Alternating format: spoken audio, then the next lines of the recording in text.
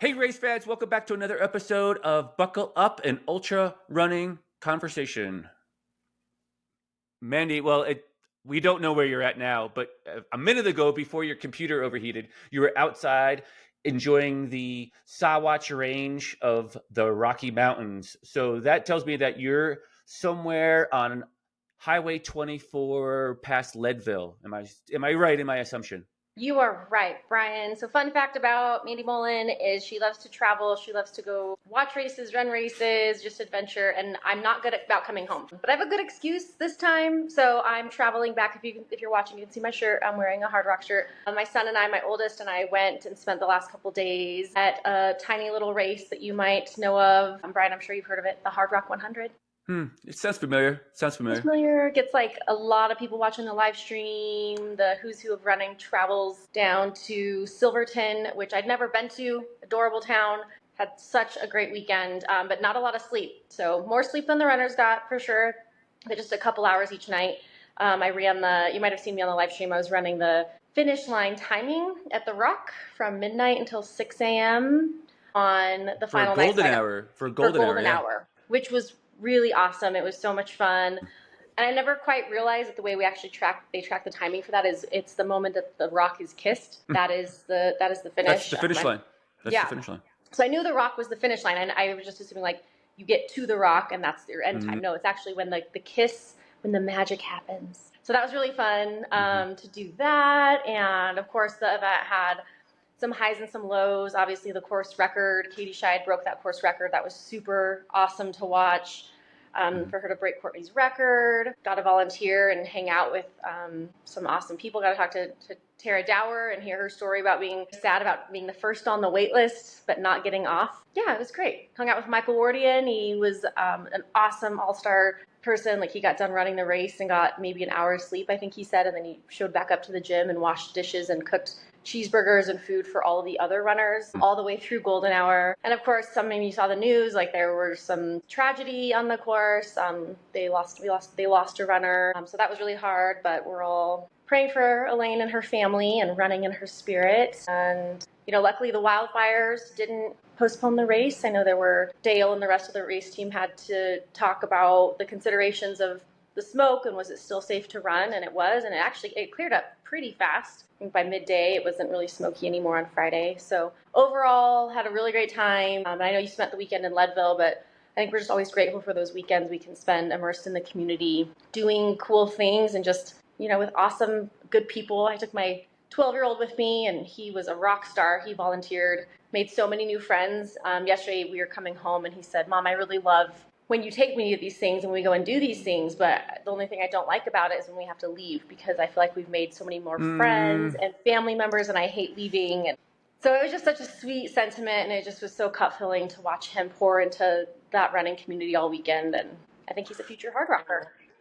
The apple doesn't fall far from the tree. You had mentioned that you have trouble going home from vacation and big trips, and it sounds like that's rubbing off on Carter. Sounds like you guys sow roots pretty quickly. So we do, but we're going home today. We got to get home, so we're leaving. We got to spend the night in Salida, which is a cute little city. He's been swimming in the river and enjoying some mountains. Yeah, I spent the weekend in Leadville. It was a Leadville Silver Rush weekend. Silver Rush 50-miler run on Saturday, 50-mile bike on Sunday. There were some other events they added this year. I think there was a 15-mile run and some sort of smaller bike race as well. But I was just a spectator on the run day. I watched some of my athletes that I coach and some friends take off at the start at 6 a.m. I raced across town to Twin Lakes and did Hope Pass with a couple other athletes that are training for the Leadville Trail 100. I did that and then came back to the finish and got to rub elbows with race director and all the other great folks at the Leadville Trail Legacy Foundation, as well as the Leadville Race Series itself. So always great. Got to go through all the vendors. Training Peaks was there. So it was cool to kind of reconnect with everyone in the community, just like you had mentioned already. Good weekend. I mean, and it's almost tiring, but it's like as tiring as it is, it's actually like refilling of the cup as opposed to like other work sometimes that's tiring, right? Yeah, it is. We talked a little bit earlier too, like for me, and I know for you, it's nice just to show up to these events and not be in charge of anybody or even yourself. Like for me, it was awesome staying with Dale and go check out all the aid stations and then also have him tell me what needed to be done or his staff. It It's great just to be like, tell me what to do, I'll do that. But you don't have to crew, you don't have to pace, you don't have to run, you just get to cheerlead and help out. And that's what we love about these. And then it's back to the grind. And yeah, actually, when I met our guest today, Tim, I went out to kind of do a combo of run, crew pace, vacation, and that was at Across the Years. But he just finished a big race. You've probably also heard of the Western States. And Tim finished in an amazing time. Yeah, Tim Vail, just off of Western States 3 weeks ago, was 20 hours and 55 minutes. I want to say just shy of 21 hours or just under 21 hours. And he tells a little bit of a comical story where at the end, he's racing the clock just to race the clock and see if he could get under the 21 hours. And he winds up dropping his pacer, who the pacer set his fastest 400-meter run at the time. So he's got some wheels. Sounds like he had a great crew, a great time, good experience. It's not all Western States stories, though. He's going to be in your neck of the woods or where you just were this coming weekend at the Ouray 100, and there's a potential that I might be able to go out and help him out myself. Just schedules opened up and things change and things evolve. And again, another great weekend opportunity to be in the mountains. So why not, right? Yeah, get some miles in and kind of joke. It sounds like maybe one of the friends he took with him was going to just go and hang and ended up being like crew chief for him. So that might be Brian. Brian might be Tim's like crew chief and pacing him. So it'll be fun to hear the recap and how that goes. But yeah, you guys have a lot in common, kind of. I mean, started at a young age. He is a coach as well. Cross country, right? Was it cross country track? Yep. He's coaching cross country, and he's fairly new to the sport. I think he talks about it maybe just this first year, second year into it. But he was really surprised on the impact that he could have on the kids in just a short amount of time. And I've seen that firsthand in my coaching experience between coaching endurance athletes, but also coaching at the high school level. It's really just a different population. It's that new runner. And I really hope that all the runners I connect with see it as a lifelong gift just to be able to move through the mountains or through their town or just get out and experience some fresh air with running throughout their whole life. I always aspire to be a lifelong runner myself. So I hope that shines through on all the things that I do. Yeah, I hope you guys enjoy listening to his story. There's something that he knows a lot about, which you'll find out about in here. It kind of goes along with his career, but ties in perfectly to his sport. So that was kind of fun to hear about his collection. I think he's got a great heart, great mindset. Another young kiddo. He just turned 25. And I'm excited to see how he does next weekend with Brian's help, sounds like. Yeah, it might work out. We'll see. I'll keep you posted, but we'll know more later on.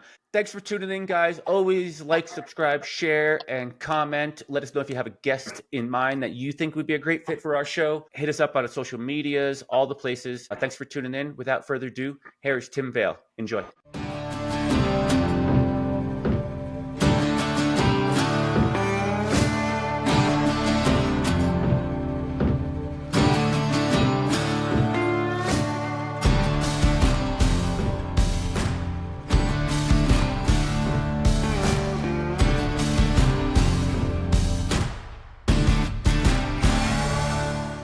Hey, Tim Vail, thanks for coming on the show.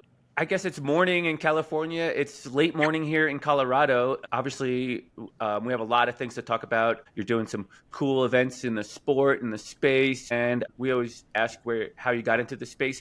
But really, let's just get down to it and figure out, how did you wind up in this crazy sport? How did you wind up at the start of the Western States 100 just a few weeks ago at this point? Yeah, first off, just thanks for having me on the podcast, guys. Really cool to be on this. Yeah, kind of how I got into the sport is I grew up just being a swimmer, kind of was periodically running. Parents would have my brother and sister just kind of involved in run clubs once a week, going as kind of like a family. And I did triathlon up through, I want to say, my second year of college.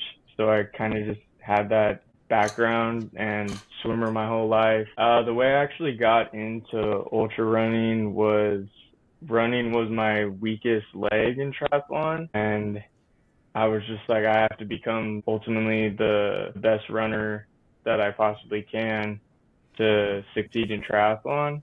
And I actually just found myself going to the pool once a week, going to bike rides, slimmed down to 2 times a week, and then I just ended up running 7 days a week, and I just kind of fell in love with it. And then I was reading David Goggins' book at the time, and I was just like, whoa, this guy who doesn't really train that much, he's overweight, if he can do 100 milers, I could go out and at least 50K. And then it's kind of a local small one out here. It's Lake Hodges 50K. That was my first one. Still, I want to say that was like probably the hardest race that I've done to this day, just because I had never done a half marathon, a full marathon. So I just figured, oh, I could get like a 3-for-1 special on this. I get all three in one event. And yeah, I just blew up really hard. My nutrition wasn't on, and started playing mind games with myself, and I got it done, but it was still super tough for me. And then Western States, yeah, I just got in. I want to say it was like God's plan for me to get into that, because I just got in off of one ticket. Just kind of, What? No way. My gosh. yeah, I'm one of those guys, the guy that Holy shit. One ticket. All right. one ticket, yeah, volunteering at a race on the day of the lottery. And Mm. I didn't really have that much service out there. And I start getting, for some reason, my emails would come through, and I start getting a bunch of email notifications like so and so's commenting on your Strava on it. And then my buddy calls me, Jake Ferguson. He calls me and he's like, "Hey, dude, guess which one you got into?" Him and I mess around with each other a lot, and I'm like, "Dude, get out of here, you're joking." He's like, "Western States." And I'm like, Mm. "Nah, man, I need to see some proof." And he sends me the screenshot, and it shows the one ticket, and I was blown away. I was like, he actually wasn't messing with me. Do you know when your name was called? Were you like one of the first ones or one of the last ones? I I know think it was you like weren't really midway watching it, but yeah. through, Okay, like so midway through. it wasn't like one of the first 10 or something. No. Okay. Well, I feel better. But anyway, I mean, I hope you had fun at Western States, because if you were gonna win $1 billion in the lottery, you just wasted it on this Western States one-off ticket, because it's basically the same Yeah. thing. My buddy always says, I always tell him, like, man, I wanted to like try and get into Hard Rock next, and he's like, you're not gonna. You wasted all your life in Western It's gone. States. It's The universe gone. is it's given it to you. I don't know, though. You're a pretty cool kid. I do have to say, Brian, I've met a lot of runners in this world, and Tim's energy and vibe, like, if anyone is deserving of just one ticket Western States entry, I was very, very excited to see that Tim was in that. Nice. All around great guy, and hopefully there's more coming your way, Tim. Maybe you've just got the golden. Appreciate it, Mandy. You've worked really hard too. I mean, your ultra sign up resume is not for the faint of heart. It's been a quick progression. I've watched you grit it out across the years, lap after lap on concrete, which I don't know, is just mostly concrete, I guess. There's like what, a quarter mile that's a little bit of dirt there. Yeah, like a little sliver. Yeah. No, you've done some And- incredible things. And Thank just you. to touch on across the years, you did 200 miles, did you? Correct, yeah. Yeah, I mean, so you just trajectory straight through you learned from that first one, right? That was a little bumpy, and then you got better and better and farther and farther. Exactly, yeah, just keep progressing, but I don't think I'm gonna be doing any 200s anytime soon. I just don't like the when the sunrise come up on like the third day. It's not my thing. I like which I know it could possibly happen at Ouray. It could be longer, but not any like mountain 200s anytime soon. I like just the hundreds is I think my limit right now. Well, you're young in sport, Tim, and I'd say that like don't count yourself out just yet, but like maybe when you're 50, when you're an old guy like me, you'll be like, man, 200s are the new 100. Maybe by then we'll be doing 400 and 500. So Yeah. Probably. At And this you're not, rate, yeah. and you're pretty speedy. You're very fast. Has that speed been something that you've been working on? Do you feel like you were kind of just naturally gifted with that, or do you have specific? Definitely not natural. Something that definitely Western States was one of my main goals, was just becoming the fastest I possibly could be. Yeah, I was just because it was kind of hard training for the like Ouray, the vert, and all that, and then going like Western States. It's like training for two different races. So I was doing my favorite thing to do was I would go out and it's a route out here. It's called Cactus to Clouds. You basically go it's like 12 or 13 miles to the top, and you get like just over, go hit that on like a Sunday, and then turn around on Monday, I would go hit like a speed workout, and that would just kind of give me confidence that I could like hit my paces when I'm really tired. Did you you said you were really focusing on speed for Western States. What did that kind of look like? Maybe on a small scale, like in a week, like what kind of workouts were you doing? Were you doing the typical like speed workouts during the weekdays after work or before work, and then doing long runs on the weekend? What did that look like? So say my bread and butter, I did this, I call it like the gauntlet, and I basically do, you start out with 3 miles at your, it could be a little slower than your all out 5K pace. Then I take 4 minutes after that, and then I go into 3 by 1 mile repeats, maybe in between those, trying to stay within like 10 seconds of your mile PR. Another 4 minutes, then I go into like 4 by 800s. And then once I get to like the 800s and the 400s, you're kind of just like your legs have left. That was probably like where I got a lot of my speed from. Looking back at it, doing 50 longer tempo runs at like marathon pace. That sounds great. So you're saying in between those efforts, that 4 minutes, are those actual stopped breaks, or are they like recovery running in between those? No, yeah, I would just like take a break completely, maybe Okay. walk around a little bit before I started the next one. Yeah, but a complete break, not active recovery.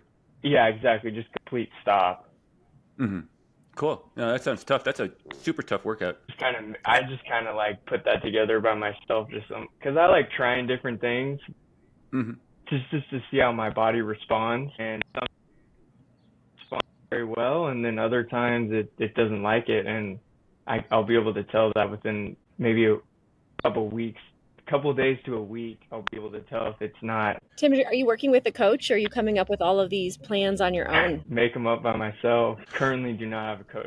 No. So you're making them up yourself. I mean, within reason, but are you taking any of it from like stuff you did as a younger adult or a kid in swimming and or triathlon? Are you kind of like crossing those over a little bit and just taking what's worked in the past and applying it to this format? Kinda, yeah. Like, so when I would do kind of be on a training plan for the bike portion when I was doing triathlons, and I kind of just figured like, well, if that kind of worked on the bike, I could kind of like make some tweaks for it to like kind of work run. So that's kind of like where I get the concept from, and then I'll just kind of be like, if I throw in like 800s or some specific length and kind of just tweak until it kind of works for me. Yeah, I'm going to ask another question, Tim. So you're working really hard, and remind our listeners, how old are you? 25. 25. Okay, I was thinking 24. Maybe you've had a birthday since I met you. You had a birthday between February and March sometime. Yeah, I was 24 across the years. Okay, yeah. And then my birthday was February, yeah.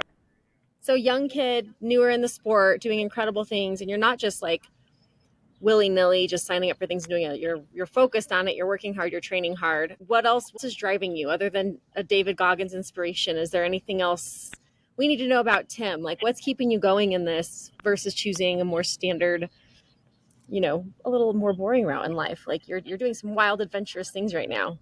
What's lighting that fire? Part of my thing is just kind of like to push my body like to my limit, and just to kind of see what I can do with. And another thing is I assistant cross country. I'm a country coach for high schoolers. Cool. I just kind of like showing them like what I'm capable of, because I know just a lot of them are kind of have like issues and they're not so sure what they can do with themselves, and just kind of me going out and doing these races, and it's like, you guys are way more capable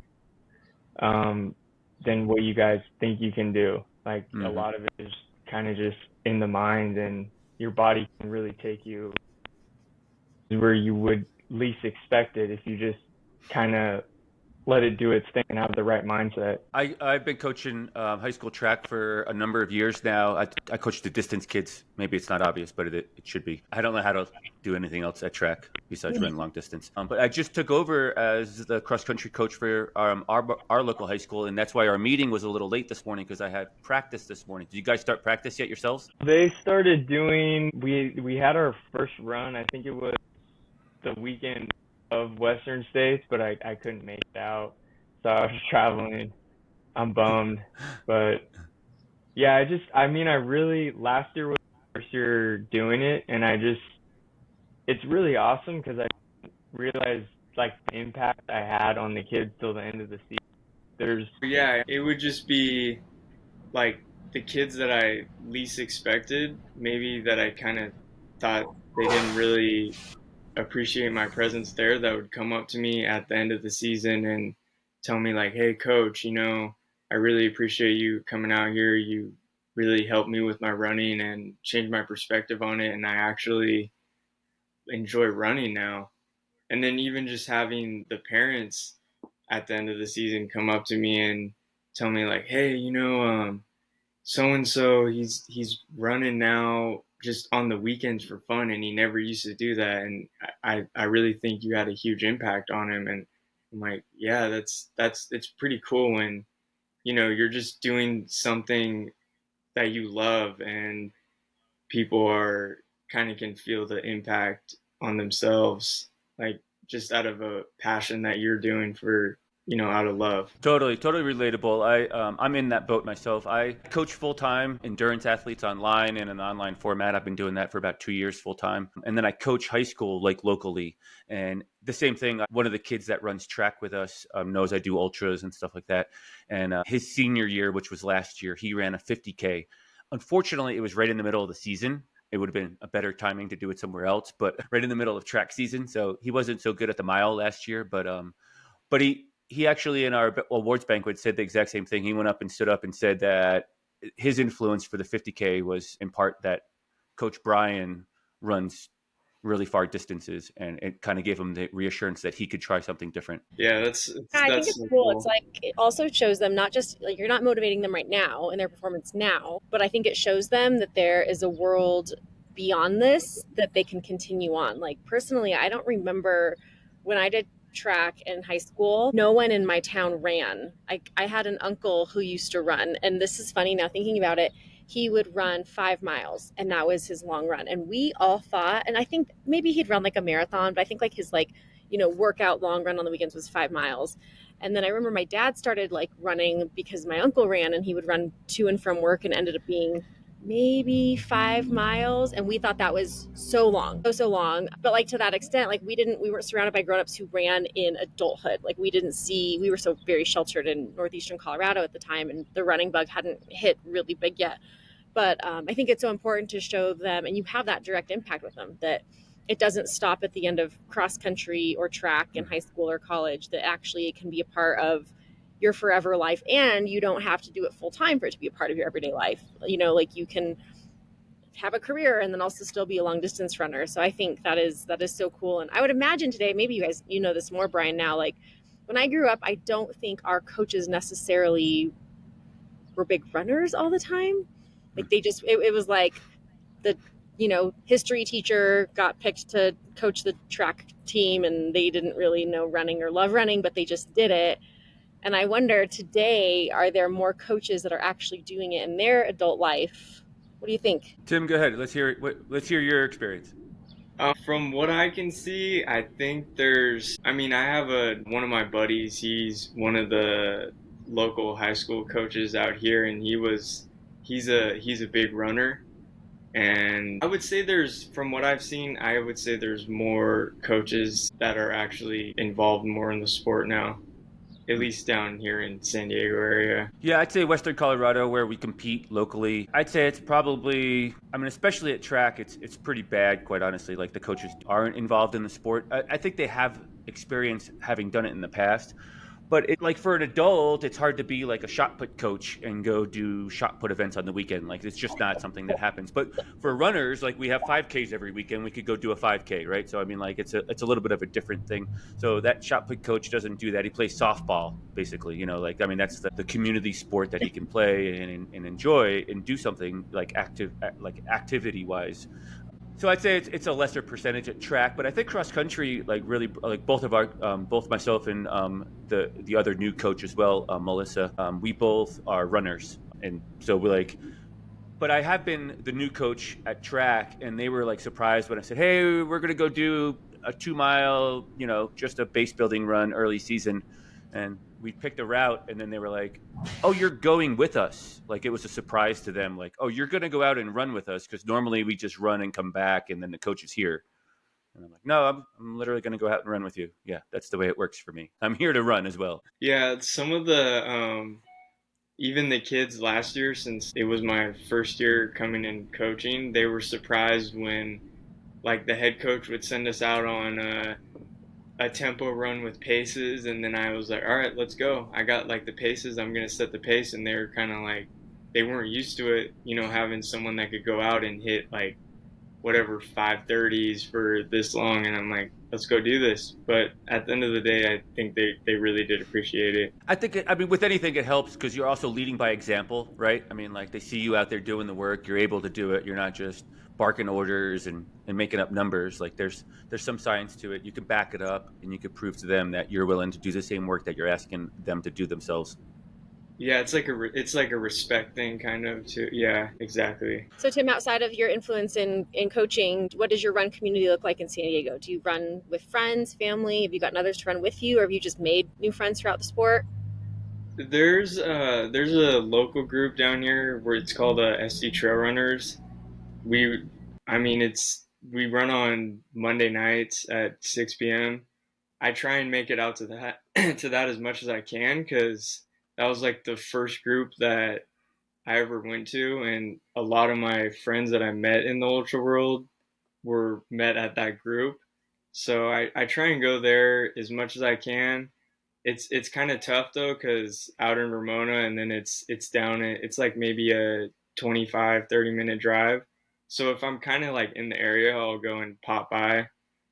And then yeah, I mostly will train alone, except for if I'm gonna go and I just call them like an epic run, something like up in the mountains, some longer like 20 miler.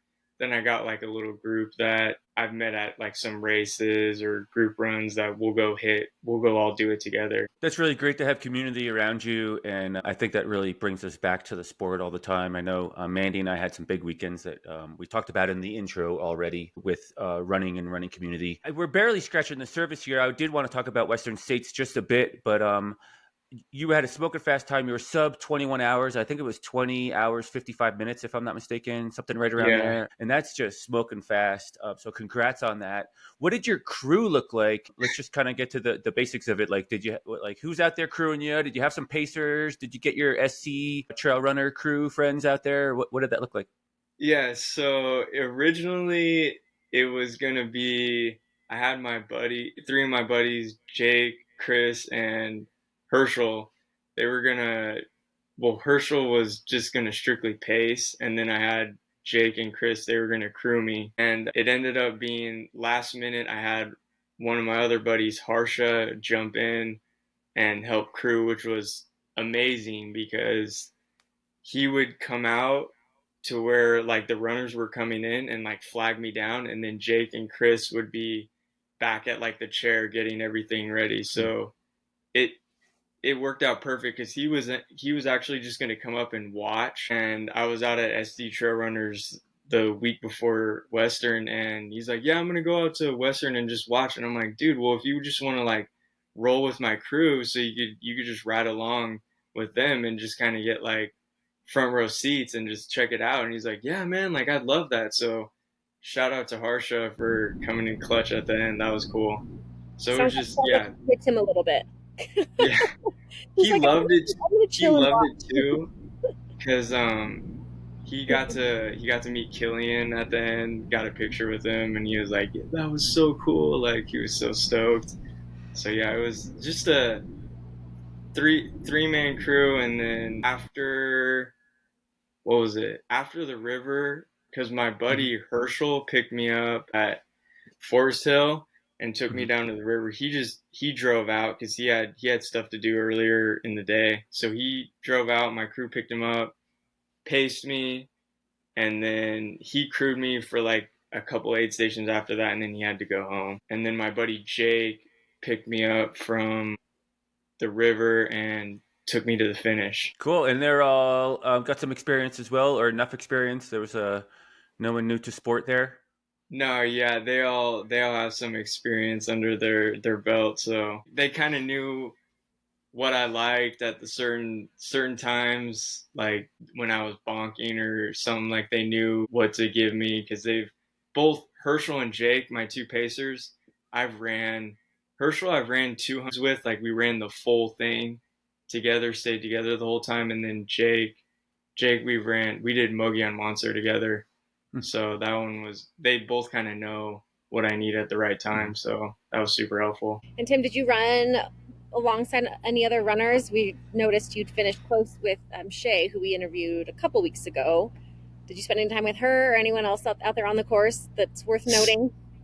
So I don't remember because she was ahead of me, and I don't remember like passing her because I was just kind of at the point where I was just like, get me to the finish line. Like I just want to get there. But then I saw her finish, and I was like, oh man, she kind of looks like around my age. But I was just kind of like so tired. I just didn't really want to talk to anyone, and I was just like, just get me to the truck. I want to go sleep. But I do remember seeing her finish, and then who else?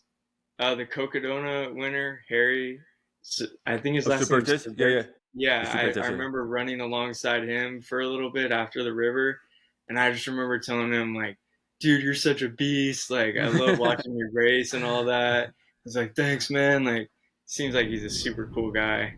You Yeah. didn't ask him for a selfie, like mid river crossing. Like, hold on, No, let's take a selfie. no, we were both kind of like in the hurt locker at that point, but I was just giving him like credit where credit is due because he is a beast. Yeah, that's cool to run in the Harry. Where was one of the highlights? What are the top moments of the race for you at Western States? Like what was the peak? What are you taking away from it?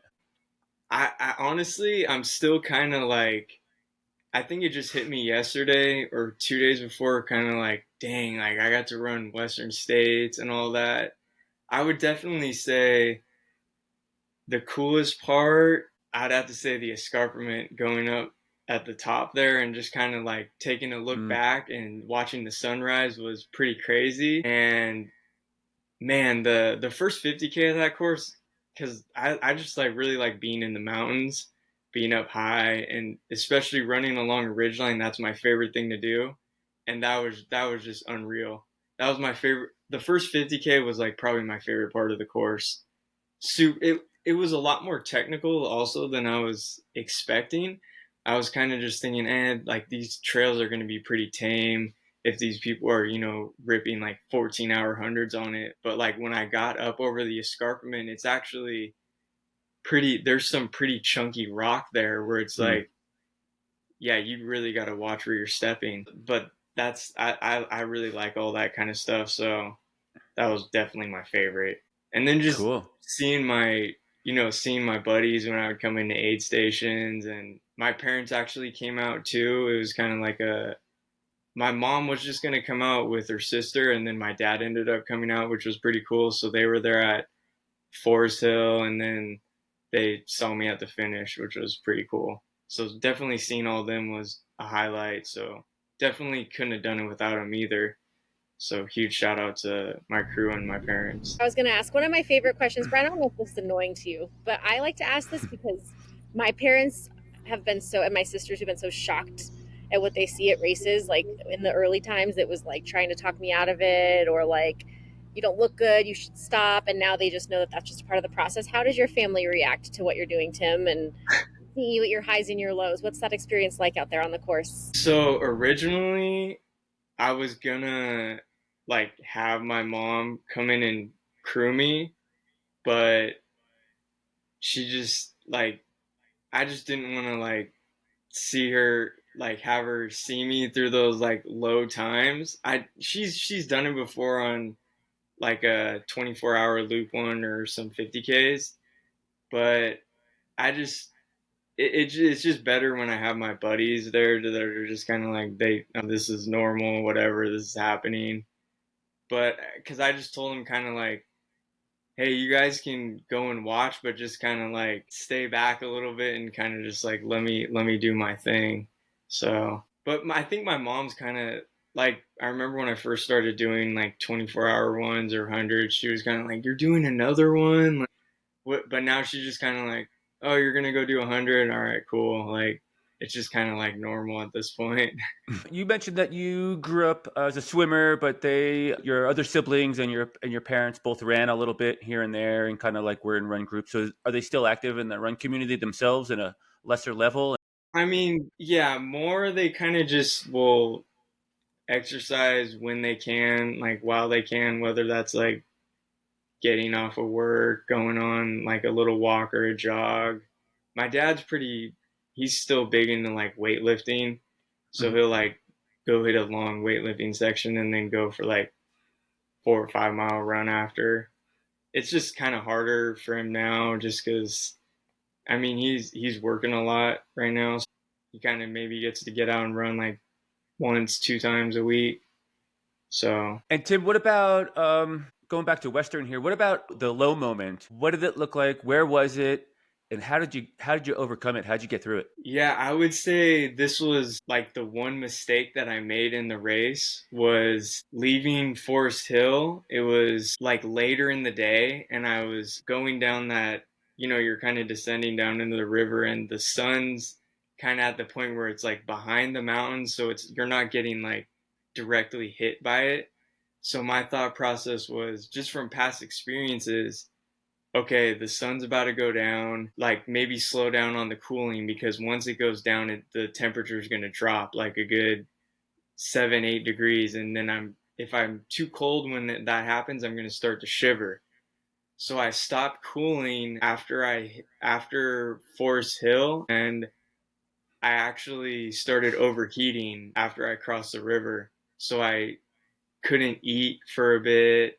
Like I had to sit down at an aid station for maybe 5 minutes and eat some rice, which I think saved me. It took a little bit to kick in, but I had some rice and I'm pretty sure I had some broth. So, yeah, I think usually when I hit lows like that, it's just because I stop eating and then I just need to like force myself to eat something and then I'll come back around. Yeah, those temperature and food regulations, like that's just such a game. And it's so funny that it's just so much more than running all the time. It's just an eating competition always. And there's a lot more that goes into digestion and what can your body take? Like you said, are you too hot? Are you too cold? What's going on? So I'm sure you learned a lot of lessons there. 100%. And I mean, going into Western states, I would always kind of have like GI issues, and I kind of just had to do a bunch of like testing before going into that race. And one of the other runners that I'd run with, she actually told me like, hey, I think it's because maybe you don't have a solid in your mix, because I would just do a lot of the like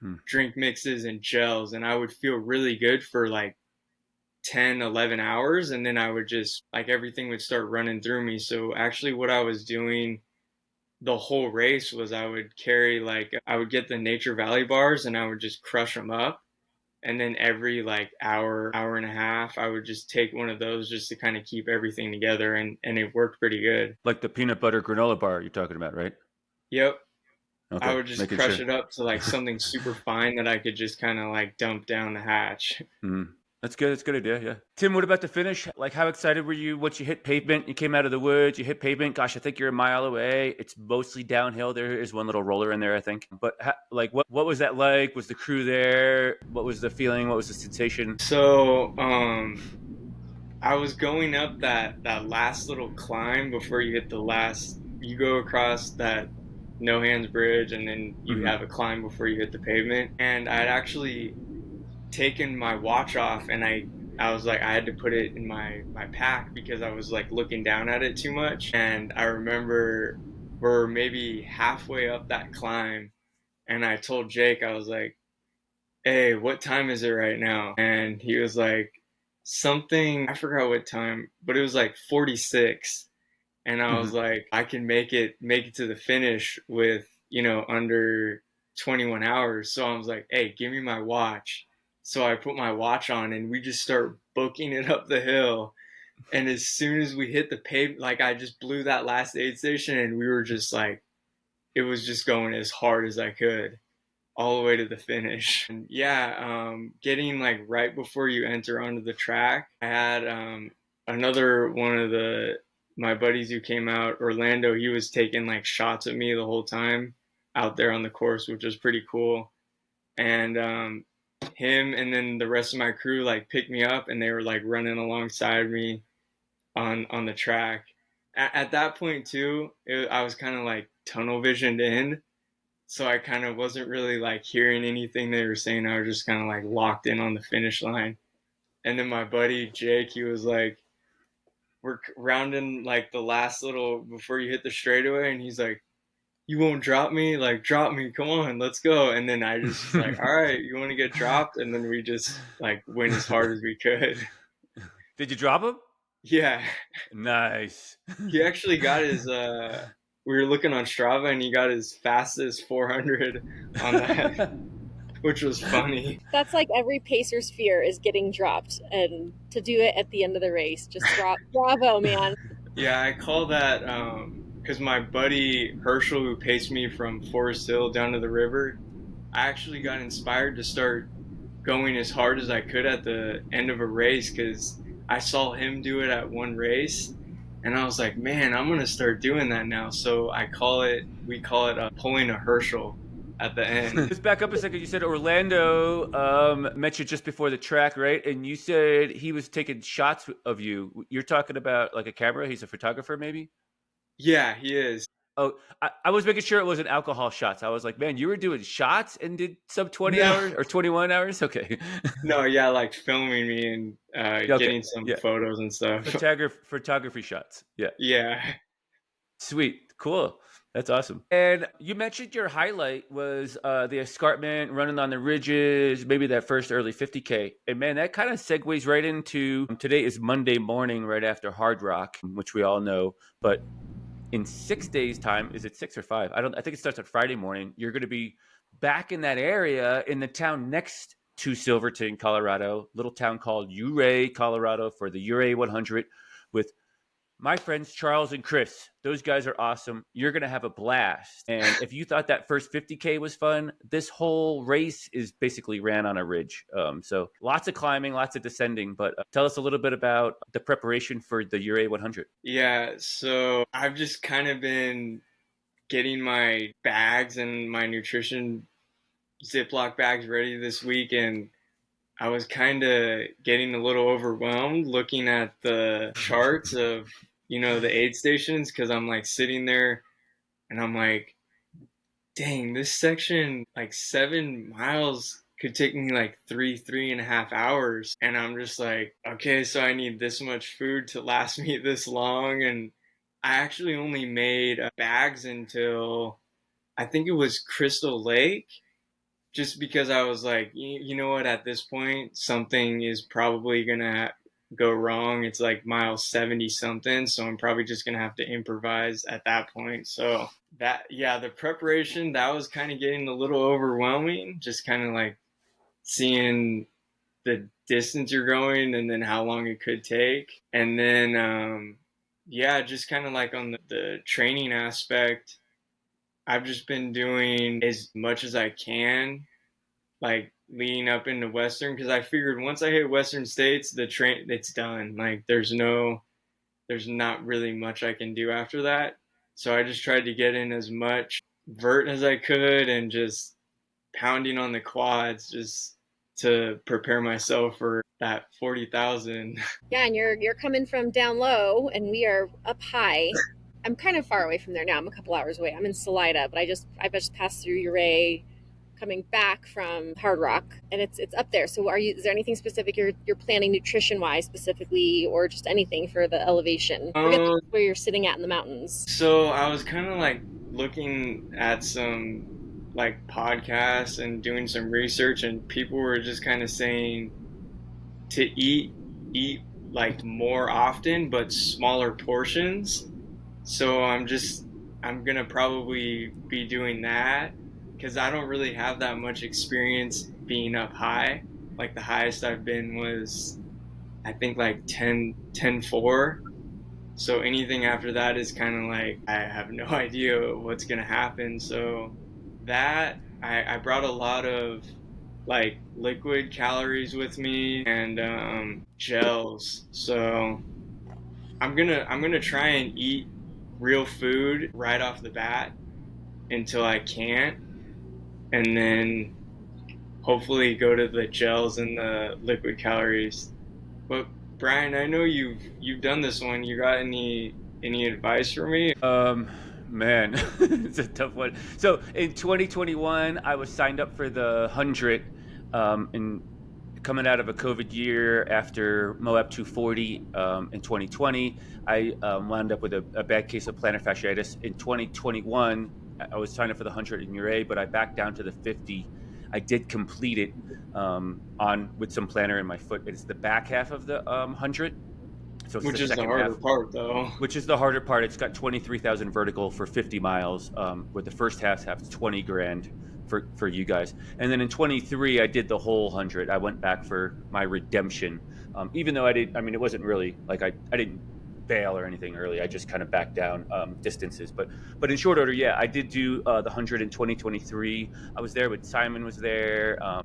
My suggestions are to use your poles early and often, stash them. And I think it's the continual forward progress. Like you just have to keep moving. You can't really hang out at these aid stations too long. You can't waste a lot of time. At least I couldn't. I was in Ouray 100. I was the back of the pack, quite honestly. You have 52-hour finish time allotment, and that's up from. That was the first year, I think they went from 48 to 52. So I wouldn't have finished if it was 48, quite honestly. I finished in 49 and change, I believe, just under 50 hours, if I recall correctly. But I know I wouldn't have made it if it was 48 hours. So I was grateful for the extra 4 hours, even though I only needed 2 of them. But man, it was a tough 2 days and some change in the mountains. Totally worth it, though. The nighttime hours were dark and cold, so like having the right gear, having the right equipment on you, and being prepared ahead of time, like just like you said, a 7-mile section can take you what seems like 5 hours or so. And so you start at 5 o'clock and it's dinner time, and the sun's still up, it's fairly warm, it's nice out, and by 10 o'clock that night it is completely changed into Colorado Rocky Mountain running, where it is cold. The temperature swings from night to day. It can be 40-50 degrees, if not worse, plus you're up high. I went swimming to cool my body off in one of the lakes, and I probably shouldn't say this, but I don't think you were allowed to swim in it, but I wasn't really too worried about it. I was like, give me the ticket, I'll pay it, because I just need to cool off. So I went swimming in one of the lakes. I floated is what I should say. I floated, but with just my head sticking out, just to get the whole body to cool down, because it seemed so hot at some point during the day. And then at night, going across one of the ridges where there was a huge snowfield, I had every piece of gear I had in my pack was on me. Like I had the gloves, the hat, the sweatshirt, the insulating layer, the shell, the pants. I had everything on I owned, and I was still pretty chilled. I was surprised. So it is that type of race, and it really runs more like those 200s that you mentioned earlier. It is a longer type of event, even though the distance isn't there. It's just a longer duration to get everything done. Fellin Park is the headquarters for the race. That's where the race hub is out of. And the first 50, you won't see too much of it, but the back half you will.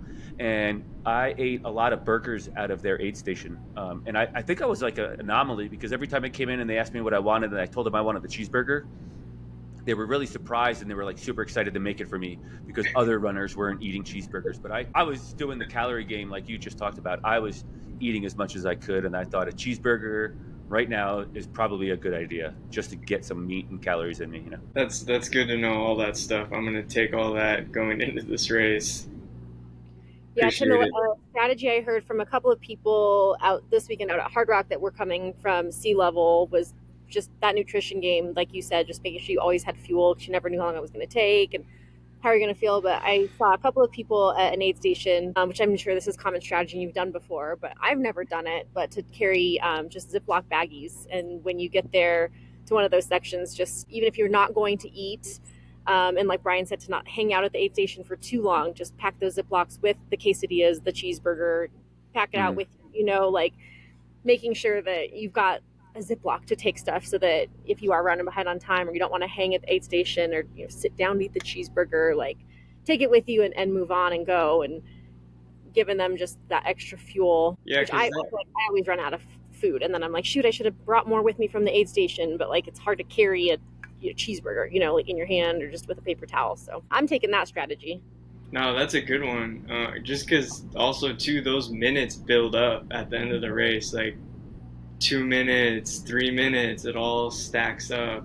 So that's a good one. I actually haven't done that. A lot of people suffer or struggle at altitude, especially if you're not from altitude. And so the other thing is like not linger on the peaks. Luckily, there's no aid station at these peaks. Ouray is unique in the fact that you get to a lot of these peaks and there's just a hole puncher and you have to punch your bib. And then basically they count up all the punches on your bib to make sure you got to all the right locations. And each puncher is like unique to that mountain. Like one's a rabbit. I can't remember what they are. One's like a flower. One's like a rabbit. One's a turtle or something like that.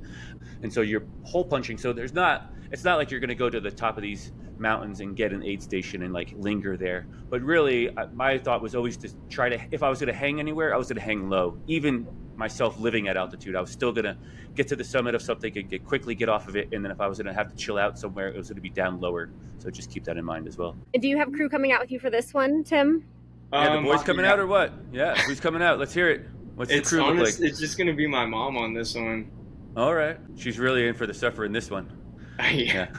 I'm really bummed I can't be there. I know we talked about this months ago and I was like, yes, I'll come either. Well, I was looking for 100 to do. So I talked about running it with you or coming out to crew. This was a long time ago, but we're going on vacation and I don't think my in-laws and my family would be very happy if I scrapped family vacation, but and Brian, they're family, Mandy. They're family, and they will stick around no matter what. I know. I've been gone from home for 5 days now because of running. So I don't know if I turned around and came right back here, that'd go over so I don't well. even know if you turn around. I think you just linger in the mountains. You're still acclimating. Yeah, got a cool Airbnb. So Tim, you're coming out Thursday. You said to get out here and get ready to go, and then how long will you stay after? I gotta hightail it back as soon as I finish because I gotta go to work the next week. Jobs. What do you do for work, Tim? What pays the bills? I'm out working at a running store. It's called Roadrunner Sports out here. Nice. So I like it because they help me out with, taking time off for the races. They don't mind giving me the time off. So yeah, pro deals always help too, right? Yeah. Pro deals on gear, like getting a little discount on the gear. Yeah. It's like why I got so many running shoes too. Yeah, no kidding. I don't even have a pro deal anymore, and I got a lot of running shoes. My wife keeps asking, but I keep telling her it's a pro deal, but she doesn't know any better. So. Tim had quite the collection of running shoes at across the years. I do remember that about you. Yeah, my little baggie of like 10, 12 pairs. Yeah. What are you running in? What are you bringing out to Ouray? Actually, what kind of shoes are you going to bring out for Ouray? So what's the go-to model right now? Yeah, what's the go-to model? I'm only right now. It's the Tecton X3 and that On Cloud Ultra Pro. Okay, all right. Story about the Cloud Ultra Pro. So they came out, I think, the 19th, so like a week before Western States. And I remember because I've been waiting for that shoe to come out, and I saw it come out, and I was originally gonna get it for myself as kind of like a gift after finishing Western States. And I was talking to my manager, and he was like, dude, he's like, just get it for yourself right now. You're probably gonna like it. So I got the shoe. It came in like maybe 3-4 days before Western. I took it out on a couple runs, maybe did a total of like 5-6 miles in it, and I'm like, yep, I'm like, I'm wearing this like the whole race. So I wore that though. Didn't have to untie, like retie, nothing, like zero issues. That shoe's awesome. Straights. Same pair of socks, same pair of shoes the whole race. Didn't change anything, yeah. Wow. That's Whole way awesome. through. That's awesome. And So you were I'm running actually- in the yeah, I'm Tecton gonna- 3 already, right? Yeah, so I'm gonna take the Tectons out to Ouray, and I'm gonna start with those. Hopefully, not have to touch them at all, and then I'm gonna bring a pair of the Evo Speed Goats, the ones with the Matrix upper, the old one. They're pretty old. Okay. I'm gonna bring a pair of those out just because I have them in a size 11, so a half size in case my feet swell up. And then I'm gonna bring a pair of road shoes, just because I like the foam in them. I'm only bringing 3 out this time, so. What road shoes you dragging out with you? They're the Ultra Experience Flow 2s. Okay. It's Nice, the nice. new. They just dropped like it's called, I think, like P35, the new foam formula, and Okay. I really like it. It's something I think Ultra needed to do for a while, and they delivered with this new foam. It's pretty awesome. Super Nice. bouncy, responsive. I love it. So I'm not sure if many listeners know this. I don't even know if Mandy knows this about me, but I sold shoes for about 10 months, and I am like a complete shoe nerd for sure. But I did sell shoes locally here in Western Colorado for 10 months. I was the shoe store manager, and I just love shoes, and I'm a geek about them. So I think I might have Yeah, known I'll that. have I'm to the send you a opposite. picture of my collection. yeah. I've made Yeah. some videos. I think at one point, one of my athletes asked me how many shoes I had, and I lined them all out on my driveway, and I did the flyby with the camera. And then I put like "These Shoes Are Made for Walking" song in the background for a reel or something like that, you know. And I had 20. It was either 26 or 27 pairs of shoes in my rotation at the time. Oh, yeah. I bet Katie loved that. She was like, "What are you doing?" She The did not neighbors like that are- reel. She did not share or neighbors are promote. Again. Yeah. That's funny. Well, we're excited for you, Tim. Can't wait to see how you do in Colorado next weekend, and hopefully we get to see you soon. I know your schedule's busy, but it's awesome to watch what you're doing. Yeah, appreciate it. Anything after Ouray planned? I mean, not that we have to plan the next, and the next. I hate to think that way, but sometimes our calendars are already stacked up for the year. So anything after Ouray that you have coming up? I mean, if I get past this with like 0 injuries that pop up, I think I'm gonna go back to Mogollon again. Mm-hmm. Just because I want to do the original course, the point to point. Because the year I did it, we had to reroute because of some fires. So I just want to go back and get like the full experience. And what month is that? I don't even know. That's September 6th. Okay, that's a pretty fast turnaround. Not too bad though. I mean, Little. 8 weeks maybe. Yeah, maybe 10. Little more time than what I'm doing now. So. Yeah, and actually, speaking of now, like, where are we? 4 weeks removed, 3 weeks removed from Western States? Is it 3 weeks? I think it's about 3. Yeah. Now, and so you'll be 4 weeks removed from Western States. How has the recovery gone, and how are you feeling coming into Ouray? The body, I would say, is almost. It feels really good. I would say it's recovering really well. I had hit a kind of like a tempo run last week, which I was surprised the body responded well. It's more just kind of like the mental side I'm not fully recovered from yet. Just kind of like my sleep's still off. Just kind of like I'll wake up one morning and, I'll feel like fine. Like, okay, cool. This is the day where I'm going to have full energy throughout the day. And then I just kind of will start to crash at the end of the day, just kind of like mentally get drained. So mentally, like, I know I'm going to get Ouray done, but I'm not like 100% mentally recovered from Western States going into this. Yeah, thanks so much, John. We appreciate it. We're rooting for you here in Colorado. We'll have to run into you soon. And where can our listeners catch up to you at? Where do you hang out on the social media pages at? Yeah, my Instagram is tvail150. If you guys want to like give me a follow, that'd be cool. And that's really the only social media I got. So Cool. We got 28 listeners, so you should expect at least 4 followers from that. awesome, man. Pony fans cheering you on in Ouray. And if anyone's in Colorado listening, you're going to be out there, make sure you look for Tim and cheer him on that course. Help take care of our friend. And yeah, we're rooting for you. Get some rest this week. Try to get that mind right. Appreciate it. Will do. Thanks again, Tim. We'll talk to you soon. Take care.